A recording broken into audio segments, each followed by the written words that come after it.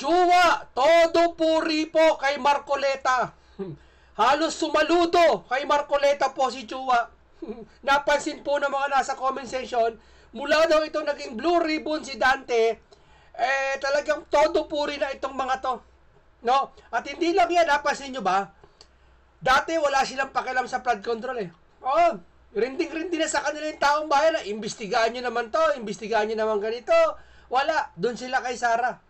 Pero, nung si Dante naging Blue Ribbon Committee, nag-iimbestiga na rin sila. Bakit kaya? Diba? Tanong ko lang, bakit kaya? Ngayon, todo puri po si Chua.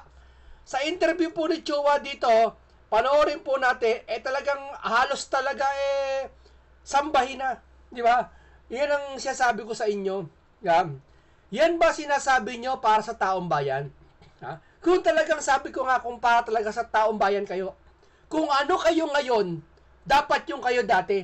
Bakit? Yung dati ba ganyan kayo ngayon? Ha? Ang taong bayan nagsasabi.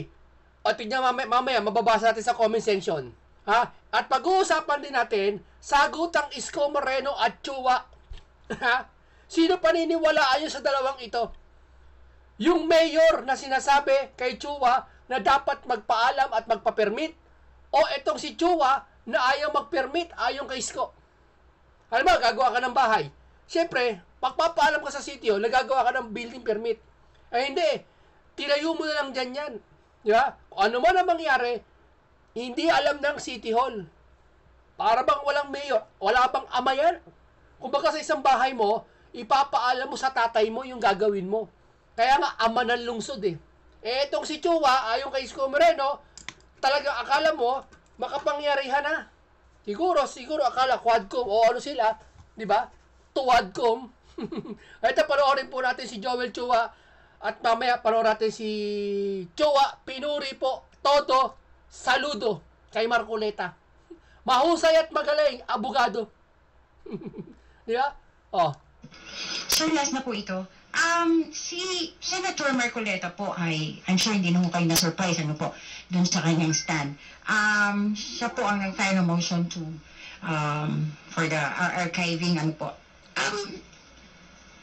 Palagay po ba ninyo kahit papano naka-impluensya siya? Ano naka-impluensya siya? Saan? Naka-impluensya talaga. Dahil si Senator Marcoleta, pag binangga nyo, para kayong bumangga sa pader. Di ba? Si Marcoleta, pag nilabanan nyo, tandaan nyo to sabihin ko sa inyo, para kayong bumangga sa napakalaking pader. Dun sa mga ibang senators na dahil kasama po ninyo siya before at alam niya po kung paano ang naging proseso dito po sa Kongreso nung paghahain ng impeachment case. Do you think po na meron din siyang kahit pa paano influensya po dun sa mga senators to decide na magkakasama po sila sa motion to archive? Siguro mas masasabi na lamang po natin na si Senator Marcoleta Ito na, painggan nyo. Ay isang abogado, mahusay din naman po. Alam naman. Anong mahusay naman? Hoy, mahusay ito, anong naman? Huwag mo lalagyan naman. Po natin yan, nakasama po namin dito sa House. Kaya siguro siya yung tamang tao na mas makakapagpaliwanag ng mga legal implications at makakasagot sa mga tanong na po pwedeng ibato dito po sa kanyang motion. Kasi kung hindi po abogado, Todo puri kayo ngayon. Yun doon sa kuwahuad ko, natanggalan pa ng komite yan. Diba? May mga nagsabi pa nga nakarating Eto, nalaman ko, hindi nila nabalita to Amin nilang tong team na to. Sabi, hindi daw mananalo yung matandang yan. Oo, sinasabi yan, pati ng isang broadcaster, mga broadcaster dyan. Oo, hindi daw mananalo itong matandang ito. Oo, ano kayo ngayon? Nasaan kayo ngayon? Yung iba natalo na sa inyo. Para kayo bumangga sa pader ngayon. Untog nyo ulo nyo. Ang maghahain ng motion, baka po mas lalo pong hindi ma-justify yung kanilang motion na ihahain sa plenaryo.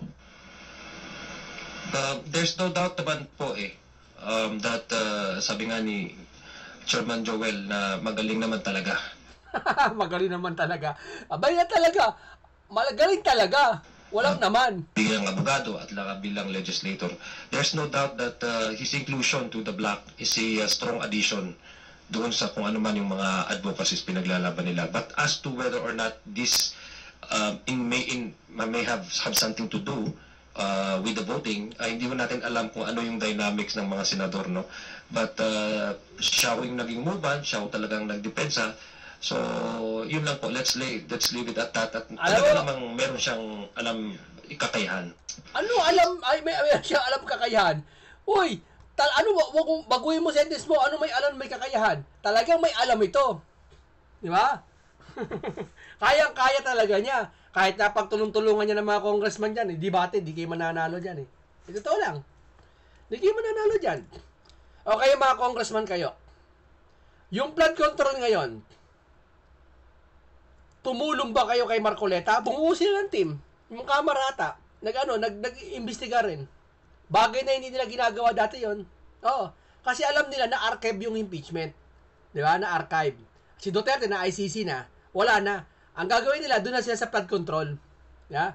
Kung ano yung o ano ni Marcoleta, alam naman ng taong bayan kung sino talaga ang nag-iimbestiga niya ng seryoso.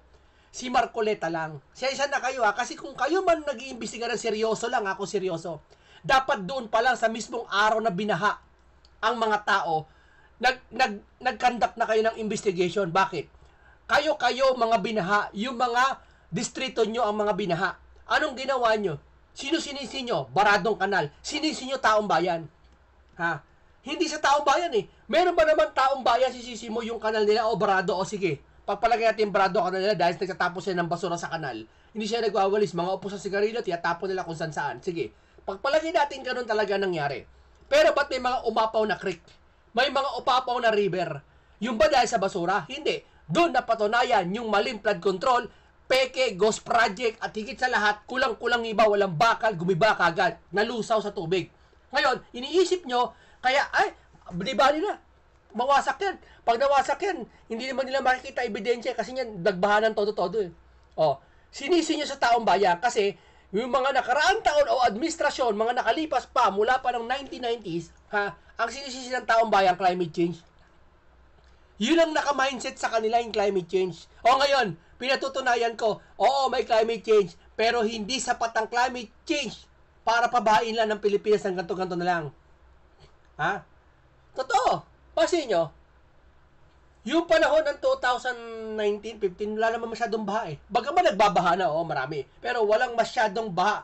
Magbabaha, kailangan pa ng malakas na ulan at bagyo. Ngayon, umambon lang, tapos lumakas ng konti yung hangin na talagang tumodo yung ulan Baha na wala pa ng habagat wala pang bagyo Bakit ano meron? Nagtapon ba yung mga basura? Bukod yun, nakasama na yon.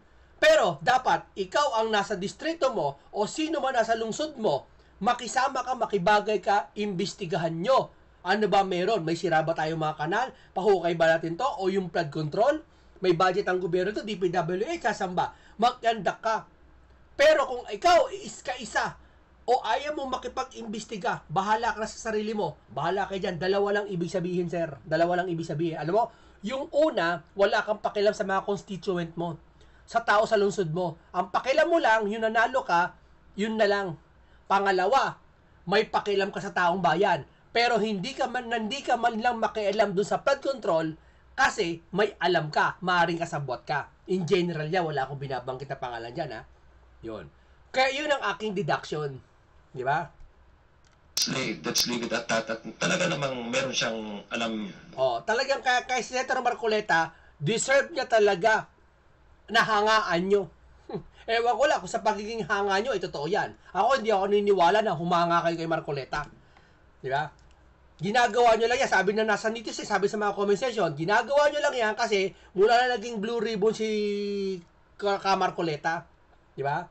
Ito, painggan natin si Isko Moreno, bakbakang Isko Moreno at Chua. Sabi ng netizen, si Isko Moreno daw ay kaya malakas ang loob dahil bukod sa matapang at syempre, alam naman natin si Isko Moreno dikit ni Marcoleta. Sabi ng netizen yan. No? Talagang gusto ng mga netizen isumbong na kay Marcoleta itong nangyayari kasi hindi napapatulan ni Marcoleta to. Alam bakit? Hindi papatulan to. Mas malaki, hindi na basta mas malaki, mas dapat pagtuunan ng pansin yung flood control. Kaya nga 'di ba sabi niya kay Sara, yung impeachment, mas marami dapat kaya nga tama eh. Tama yung sinabi ng INC. 'Di ba? Ano sinabi ng INC January pa lang? Mas unahin ang dapat unahin. Ano 'yon mga dapat unahin na 'yon? Isa diyan ang flood control. O ngayon, tama ang sinabi ng mga INC. Na unahin to. Kung noon pa nyo inuna to, January, sinabay nyo. Sana, walang na leptospirosis.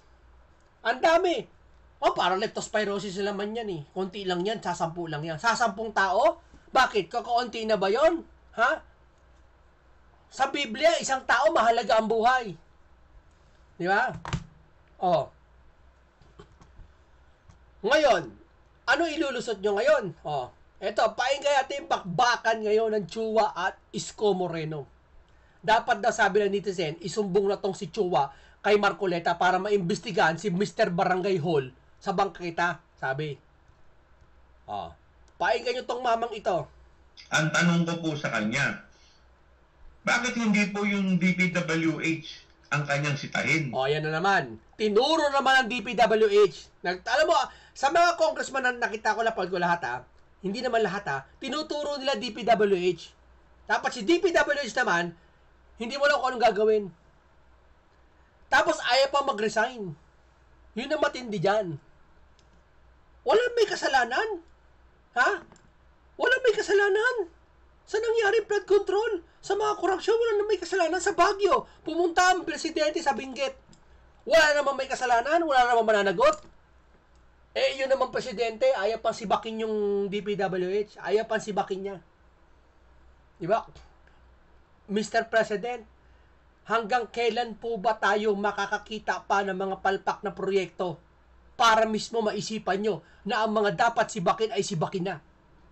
Hihintayin pa ba natin itong August, September, November na magbabagyo na, babaha na? Hihintayin pa ba natin yung taong bayan bahain ng todo bago natin palitan at sibakin yan mga nakapwesto dyan? At kasi kung sinibak natin, makapwesto na yung dapat na pwesto dyan, ngayon umiiral na yung talino ng taong dapat pumwesto dyan. Kasi habang nakapwesto sila dyan, home court nila yan. Intindihan nyo? Pag home court nila yan, hawak nila ang maaring makapigil sa investigasyon, makapagpadili sa investigasyon. Haka ko lang tsorya ko lang wala ko sinasabing pangalan. Maaring makapagpadelay. Tandaan nyo. Di ba? Economic sabotage. Magkakaso ka ng economic sabotage pero hindi mo pinag-resign yung mga pinuno dyan na dapat mag-resign. Hindi mo dapat pag-resign sibakin mo. May kakayahan ka naman siguro. Presidente ka. Sa sinasabi po niya mga requirement, ang trabaho namin po bilang congressman ay mag-propose lamang. Ngayon, trabaho nyo ngayon, mag-propose lamang. Di ba? Yung trabaho nyo. Hindi ikaw. Sabi nyo. Yung nyo na yon, yung mga nyo na yon, kasama yung mga tuwadcom. Tama? Hindi ikaw yon. Hindi kita tinutukoy muna, Yung nyo na yon, trabaho, ulit. Sabi po niya mga requirement, ang trabaho namin po bilang congressman ay mag-propose lamang. Trabaho namin. Nyo. Trabaho namin mga congressman. Yung namin na yon, kayo-kayo yon. Yung kayo-kayo yon, wag ka muna, exempted ka muna Isasantabi muna kita. Dati anong ginagawa? Yan din sinabi ni Marcoleta matagal na. Ang trabaho nyo, hindi para mag-imbestiga. Ngayon sasabihin nyo, ang trabaho nyo, ngayon na, ayan na. Ang trabaho namin po bilang congressman ay mag-propose lamang. Mag-propose lamang. Alamang. Lamang. Yung sinasabi ni Senator Marcoleta, yung sinasabi nyong trabaho nyo, yung kumakasamahan mo, anong sinasabi? Hindi para mag-propose lamang, kung hindi para mag-imbestiga ng ibang tao. Na samantalang yung sarili nila, February pa lang, December pa lang, 2024, November pa lang, marami ng korupsyon nangyari, hindi lang baha. Meron dyan mga PhilHealth, asa napunta yung pera, lahat-lahat, hindi nyo inimbestigahan. Kung kayo, ang trabaho nyo lang, for mag-propose lamang o for maggawa ng batas, tapos nag-iimbestiga kayo sa ibang tao, dapat din naman nyo na rin mag-imbestiga para pagdating ng 2025, hindi na masyadong binaha yung tao o hindi na masyadong naperwisyo. Kami po ay kung mapagbibigyan, salamat. Kung hindi po kami mapagbibigyan, wala po tayong magagawa. Ulit. Bibigyan, salamat. Yun po, bilang congressman ay mag-propose lamang. Kami po ay kung mapagbibigyan, salamat. Kung hindi po kami mapagbibigyan, wala po tayong magagawa. O, tamo? Katwiran pa lang. Kung tayo mapagbibigyan, salamat. Kung hindi tayo mapagbibigyan, wala po tayong magagawa. Wala ka magagawa. Ganun ba yon? Hindi pwede kayong pagbigyan. Dapat pagbigyan kayo kung dapat ang pagbibigay na yon ikagaganda, ikauunlad ng distrito nyo. Tama? O, pwede kayong mag-demand. O, hindi, dapat kami. O, dapat kabigay, alam mo dapat sa isang distrito, nabibigyan dapat yan. O. Pasikat lamang ito eh. Diba? Naghahanap lang ng content sa kanyang vlog. Naghahanap na lang content sa kanyang vlog. Matagal na namin kaila Cisco Moreno, sir. O, basahin natin comment sa'yo, ha? Mamaya na. Hindi pa tapos sa kanyang eleksyon. Hanggang ngayon, may hangover pa to sa eleksyon. Hindi mo maintindihan. Alam po ninyo, this is not about Isko Moreno or Joel Chua. This is about the City of Manila and the people of City of Manila. O, tamo, in the people of City of Manila. Kung para sa taong bayan yan, bakit hindi nyo inasikaso noon pa? Wag na kayo, sir. Sir, wag kayo, sir. Wag kayo, sir. Di ba? Oh. Basahin natin ang comment. Basahin natin. Yung ito comment sa'yo, sir. Ito comment sa'yo, sir. Pasensya ka na, hindi sa akin to. Sa kanila to, sir. Oh. Basahin natin, ha. Oh. Tanga ka. Kasi nagtayo ka ng barangay hall sa Eskinita. Kundangan kang ulaga. O, sir, painggan mo, hindi ako may sabi niyan. Ha? Huli ka, kupal. Okay lang magmura, wag lang magnakaw. Kung, wag mo kaming gawin tanga. Hindi kami kahapon pinanganak. Na kaya nyo utuin ng mga congressman, wag ka na magpaliwanag kung harapin na ang korupsyon. Mag-alibay ka pa. Tauhan mo na lang ang naniniwala sa iyo. Laman na kayo ng balita sa social media, man o sa TV station. Laman kayo sa balita ng mga congressman. Alam ng buong Pilipinas, bata man o matanda, nag-FB na kong. Oh, sir, isa may sabi, may mensahe sa iyo, sir, itong taong ito. Ito pa. Congressman, wag mong gamit si former President Duterte. Oh, painggan nyo kasi ito, bago yan, painggan nyo mo. Tuloy natin. Ba't niya sinabi yan? Yung comment na yan, ha? Tuloy natin. Dapat po kami, ang local government at ang national government ay nagtutulungan para nag-iisip po. Wow, ngayon nagtutulungan na. Ng mga makabuluhang proyekto. Makabuluhang proyekto? Saan? Alin, sir? Specific nyo, alin proyekto makabuluhan? Niya. Wala po siyang Alam mo, ito napakahirap ng magtiwala sa gawa ng gobyerno ngayon, mga kababayan. Totoo. Alam nyo bakit? Ha? Ang nag-fact-check sa atin ngayon, sino? Sino nag-fact-check sa atin ngayon? Bigyan ko kayo ng tip. Yung ulan at bagyo habagat, pinak-check ni Mother Nature ang buong Pilipinas kung talagang totoo yung na-overwhelm, sabi ng Pangulo. Ngayon, pinak-check, umulan na malakas. Dumaming baha. Ibig sabihin, na fake news yung flood control, wala. Kasi kung hindi pala bumaha at hindi umulan na malakas, hindi mabibisto to mga to. Kaya hulog ng langit ang pagkakataon na nanalo si Senator Rodante Marcoleta at umulan ng malakas, bumaha at kayo nahayag.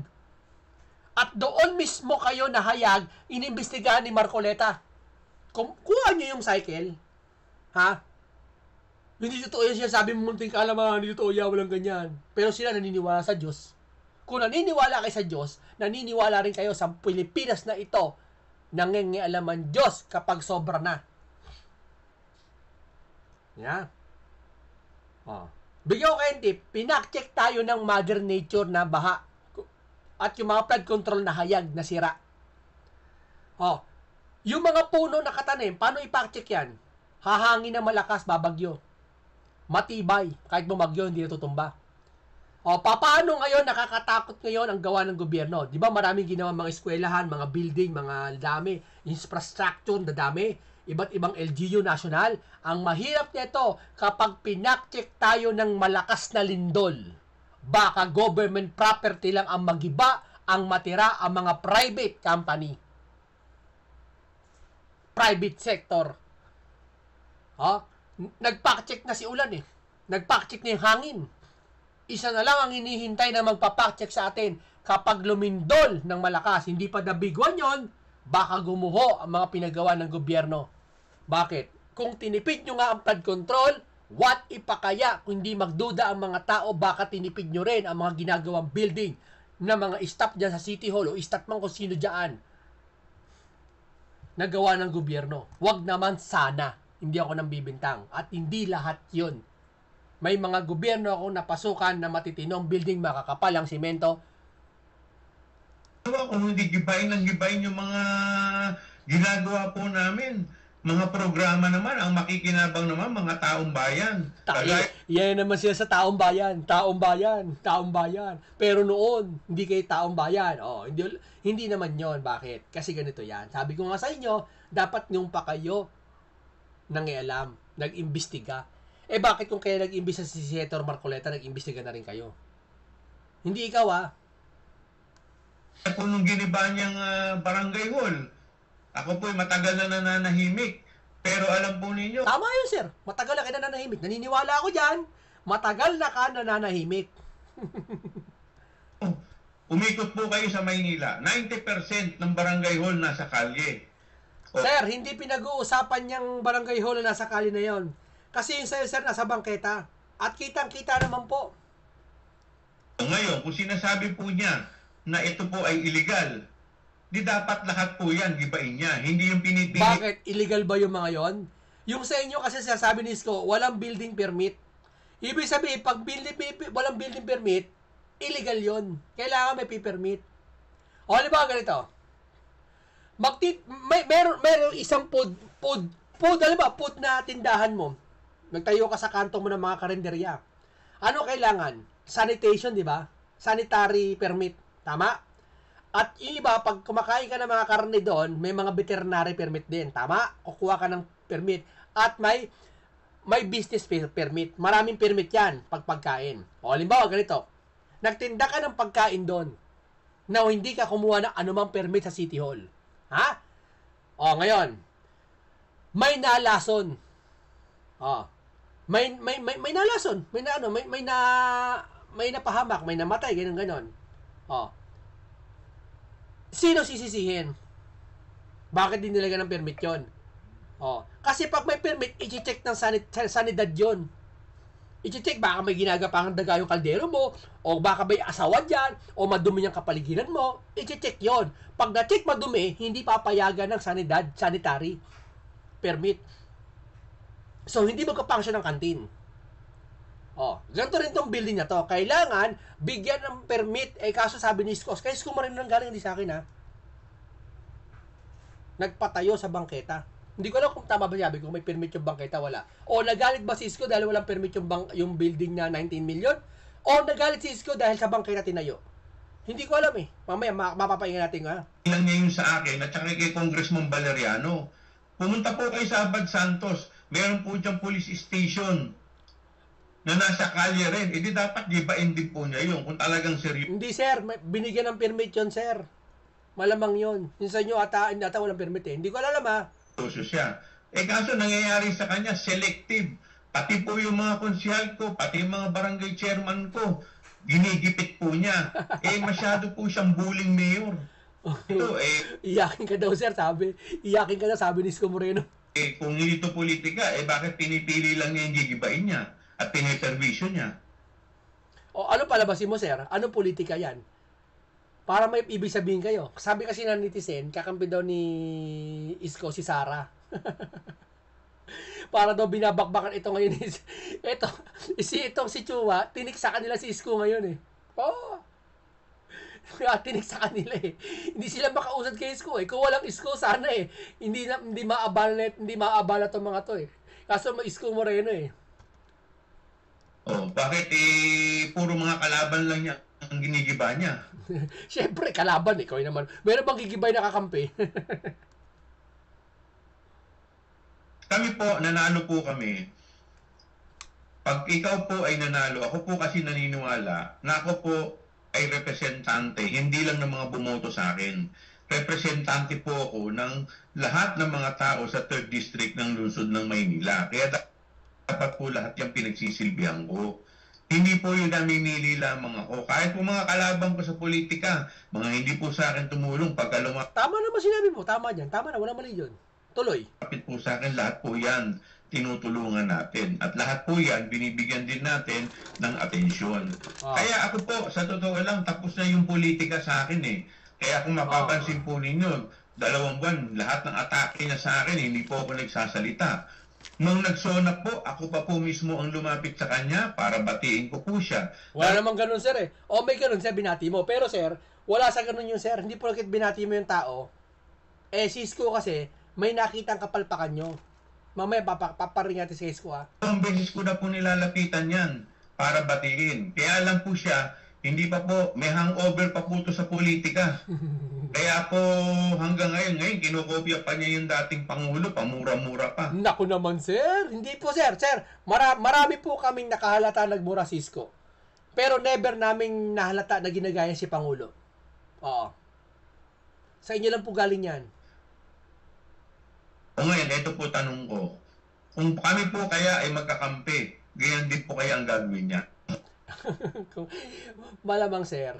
Kahit kakampi ka niya, kung talipandas ka, si Hanila ko na nga kakampi niya eh. Talipandas niya, sabi niya, tinalo niya.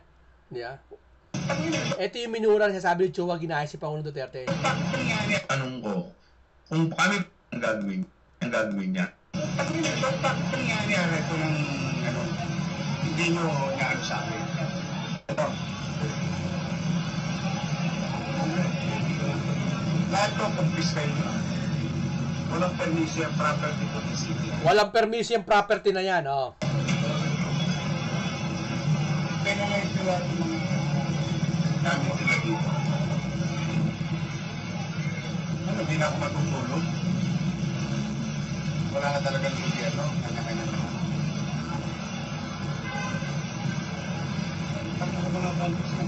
Tangin ng mga congressman yan eh. Yeah? Ano, hindi na siya matutulog, sabi niya. Pahinga natin, sagot ni Isko Moreno. Kung ano sagot sa mga manonood. Tanungin natin kung ano sagot ng mga manonood. Kumukuha po ba kayo ng permit kapag kayo nagpapagawa ng bahay? Pag kayo nagpapademolish ng bahay, kumukuha ba kayo ng demolition permit? Kayo ba'y nagpapagawa ng bahay? Kumukuha ba kayo ng building permit po? Bakit sa inyo, maliit na lupa, maliit na bahay, dahil sa pagsisikap mo, pag-iipon mo, pagpupunyagin mo, o naayayos mo sarili mo, gusto mo maayos yung tahanan mo, kukuha ka ba ng permit mo ka? Opo, sabi ni Adam Richman ng Salasanding, dapat may permit. O, dapat kumuha ng permit. Eh kayo, kumuha ba ng permit? Iyan kasi gusto naman ni Isko eh. Para lang gusto ni Marcoleta ganito eh. Inaaway si Marcoleta, tinatalo si Marcoleta. Isa naman gusto ni Marcoleta sa impeachment eh. Yan ba ay dumaan sa tamang proseso yung impeach na yan? Na hindi hilaw? Simple na naman gusto ni Marcoleta eh. Na hindi hilaw ang pagpapasa ng impeachment. Kaya tuloy na archive. Ganoon na naman yan eh. O ito gusto ni Isko Moreno, isa lang naman eh. Nagpasa ba kayo ng permit? Kung sumunod kayo, wala kayong pagkatatalo ni Isko Moreno. Dapat daw. O, kailangan ba talagang may permit? Sabi ni Teresa Montero, yes po, from barangay to City Hall. Tingnan mo, dapat meron. Basahin natin muna, comment muna. Congressman, wag mo gamitin si former President Duterte. Di ba? Kasi ginagaya nga daw ni Isko si Duterte. Kahit sino ba naman, mapamura ka talaga sa sobrang dumi ng Maynila. Buti si Isko ang naging mayor, bumalik sa naman ng kalinisan ng Maynila. Walang problema sa pagmura, wag lang magnakaw sa kaban ng bayan. Anong programa? Anong programa mo yung puro palpak magnanakaw? Bugo! Nagpapaliwanag ka pa. Kung ganun talaga sinasabi mo, bakit pa itatanggol? Ito pa. Sana po dumaan kayo sa tamang proseso, hindi nyo pag-aari ang Maynila na kung kailan na gusto magpatayo, anong trip nyo gagawin nyo. Attorney, ka pa naman di mo alam ang legal na proseso. Dati niya siyang sikat pero mas sisikat ka.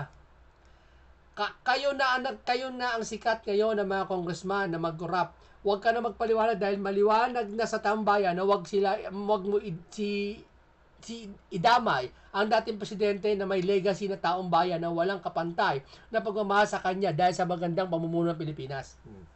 Ang dami talaga nagmamahal kay Pangulong Duterte. Totoo lang.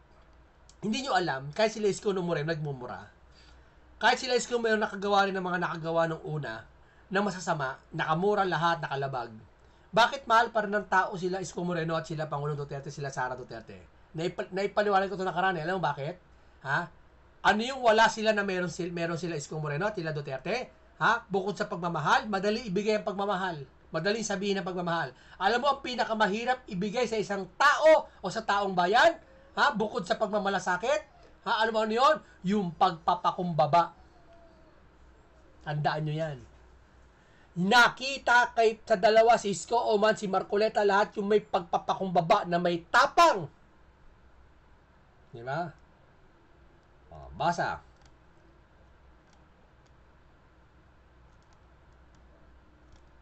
O, basa. May punto ka, Kong. Hindi magagawa ng mga proyekto ka walang pag-aaral na approval ng DPWH. Pero kung kurap ang nasa ehensya, kahit palpak o usa dyan, walang money talks. Go, Yorme! Karapat dapat ka lang kasi murahin. Pag ako press, nako pulbos kayong lahat ha. Sana dati ka pa tumulong, Sir Rihi. Ngayon, masyado kang madaldal. dapat noong ka pa tumulong. Saan? Hindi sa yung distrito. Sa lahat na maapektuhan. Lol, parang ikaw lang yan. Puro ka BP impeachment. Lo, masakit ba, Chihuahua? Ikaw naman pala kurap, lol. Lumabas din baho mo. Parehas kayo peking pastor na si Boy Dila, lol. Tataka sila kay Isko, binabakbaka sila ni Isko ngayon eh. Ang dami sasabi ni netizen, baka daw, si Sara kasi kakampi ni Isko. Baka daw pinababakbak kay Isko. Bugok, hindi ganun si Isko. Sakit sa ulo nila si Isko ngayon eh. Masakit ang ulo nila kay Isko ngayon, sobra. Stress sila eh. Ano ngayon? Di nga nagbumura, kurakot naman. Kala mo kasi di mananalo. Huwag mong gawin tanga ang mga Pilipino. Matagal ka na magnanakaw. Involved ka naman sa kasakiman. Tanong, saan ba nanggaling yung pondo? Maglubay ka na, Chua. Dada ka ng dada. Tangina mo, mga buhaya. Dapat ka burahin, Chihuahua. Kapal ang mukha mo. Ginagawa mo. Project ng bangketa. Legal pa. Paldo kayo. Di ako may sabi niya na itong mga binabasa ko Oh, hinahanap ka ng permit, di ba? Wala kang maipakita sa 19 million na ginastos mo, buhaya ka kasi. Mga beer house dyan, sa Avenida, may rag show. Ay nagsho-show dyan, malakas daw sila kanino. Kaya yon. Ikaw kaya pasikat, binaliktad mo kahit palamura, may malasakit sa tao. Digit sa lahat. Hindi ko rakot. Gaya mo, akalain mo, barangay hall sa bangketa. Kung, wag mo kaming gawin tanga. Hindi kami kahapon pinanganak na kaya nyo utuin. Congressman, wag ka na magpaliwanag. Kung, harapan na ang korupsyon, mag-alibay ka pa, tauhan mo lang ang naniniwala sa iyo. Laman mo kayo. Ito na ngayon kanina, nabasa ko na to. Nabasa natin to. Oh, ito na, tapos na. Yun lang. Pero, alam nyo, tuloy pala natin to. Tuloy natin to. Ang sarap pakinggan ng dalawang panig eh. Tama. Alam na alam nila. Alam na lang ng taong bayan. Ang tanong naman namin ngayon, paano kayo nakapag-demolish ng property ng gobyerno o sa mga congressman na nag-excuse ngayon na manggagawa lang daw sila ng batas? Nabisto na kasi kayo. Nabisto na kayo. Kung di kayo nabisto, walang problema. Pag nabisto kayo, manggagawa kayo ng batas ngayon. Pag hindi kayo nabisto, nag-iimbestiga kayo. Di ba? Yung kasamahan nyo, natuwad ko. Anong ginagawa? Inimbestigahan yung vlogger, inimbestigahan yung sila Sara. Di ba? Gawain ba yun ng congressman? Sabi ni Marcoleta. Diba? Kaya nga itong mamang ito, si Isko Moreno eh. Magkaibigan to ni Marcoleta. Kaya siya sabi ng netizen, baka nagsumbong si Isko Moreno kay Marcoleta. Isumbong niya to si ginagawa nitong Chihuahua daw. No? Eto. Pakinggan natin to, ha?